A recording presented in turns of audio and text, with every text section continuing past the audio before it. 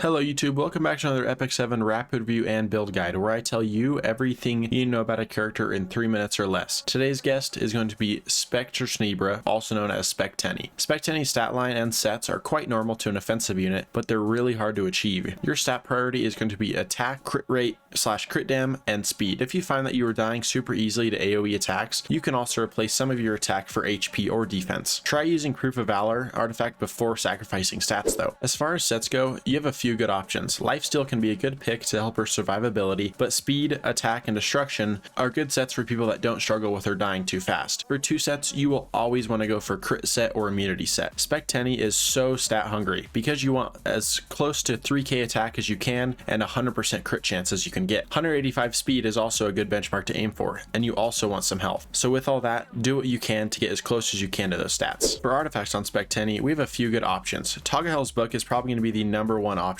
because it gets her soul burn right away, and her soul burn is so insane. #2 is probably going to be Caldera, increases damage up by 15% if the target is debuffed when the caster attacks. This basically just adds on to her skill 3, which we'll cover in a little bit. And if you're having troubles with dying, Proof of Valor is another great option. As for skills on spec tene goes, this is where things get interesting. Her skill 1 has a chance to apply poison for 2 turns. If her skill 3 is on cooldown, it sends out 1 additional attack. Her skill 2 or passive makes it so she cannot be a target of a single target attack if there is another ally available to be attacked. This also increases her attack and defense by 7 to 10% depending on Morglora, up to 5 times when a character in the match dies. It can be an enemy or an ally. Her skill 3 is a huge single target attack that will stun the enemy, and if it does kill the enemy, the whole enemy team's CR will be decreased by 50%. This also does 20% increased damage per debuff on that enemy. Quick thing to mention, she has an insane soul burn which allows her to get an extra turn. This allows targets that have revives such as RB